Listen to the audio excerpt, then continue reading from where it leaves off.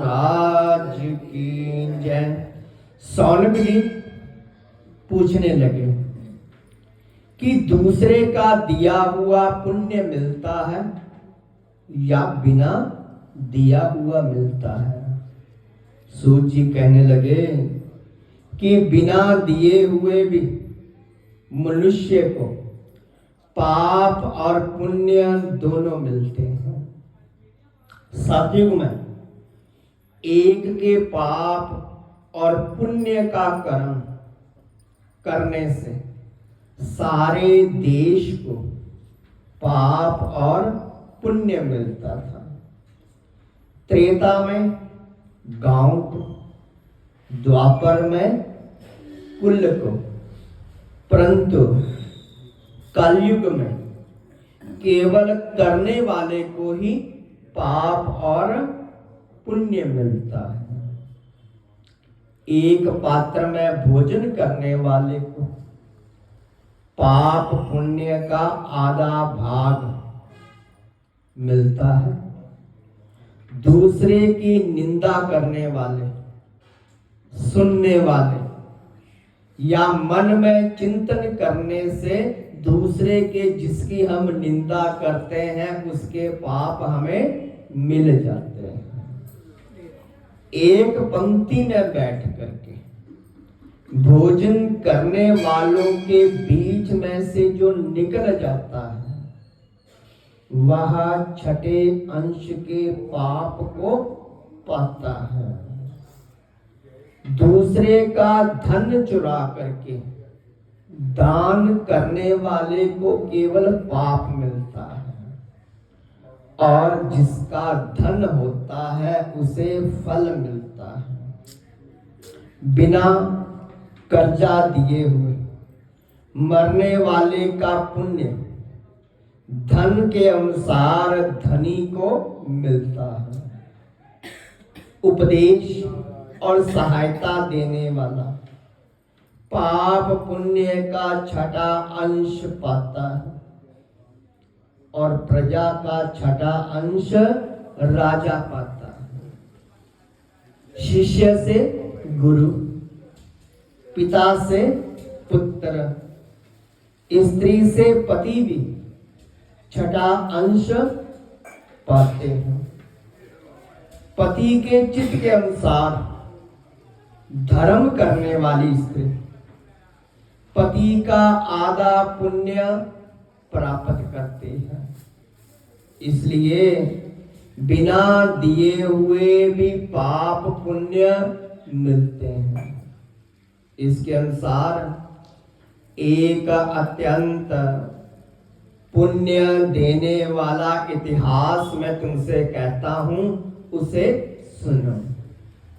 कि पूर्व काल में उज्जैनी नाम की नगरी में ब्रह्म कर्म से भ्रष्ट पापी, दुष्ट बुद्धि, खाल बेचने वाला, मदरा पीने वाला धनेश्वर ब्राह्मण रहता था। वह क्रय विक्रय के लिए देश विदेश में घूमा फिरा करता था और एक बार वो महिष्मती नाम की नगरी में आया। वहां पर सामान बेचने के लिए 1 महीना तक ठहरा। एक दिन नर्मदा नदी के तट पर उसने यज्ञ और देव पूजन करने वाले ब्राह्मणों को देखा।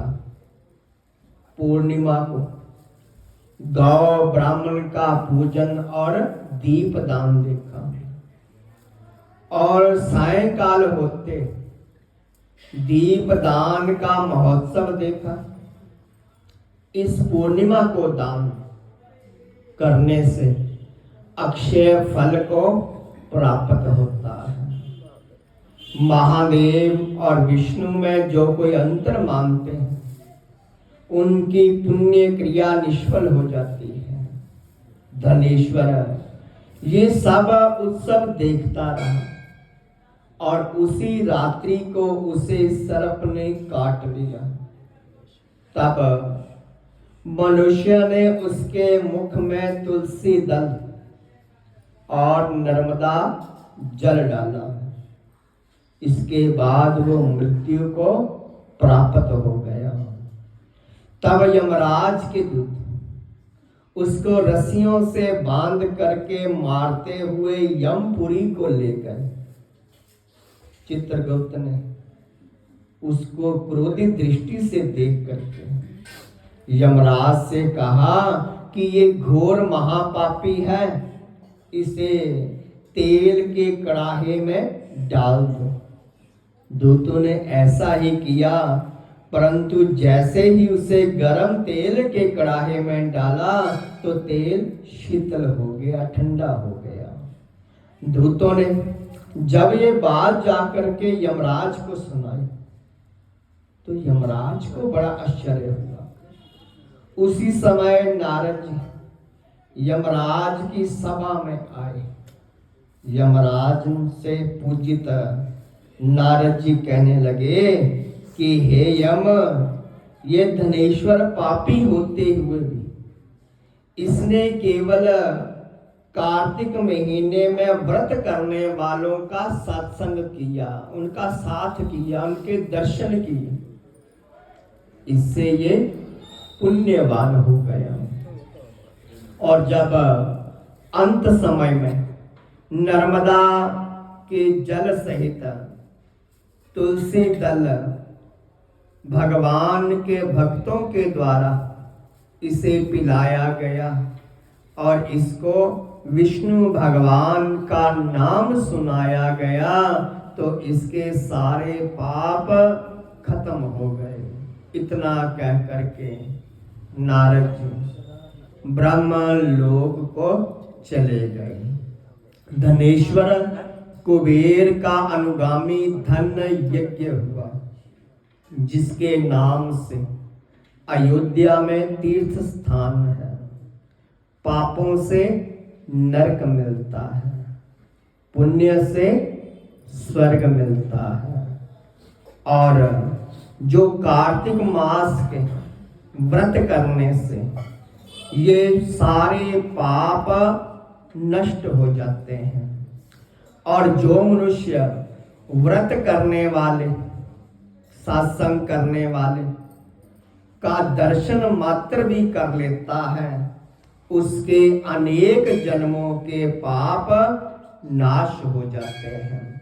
बोलिए श्री विष्णु महाराज की जय। कथा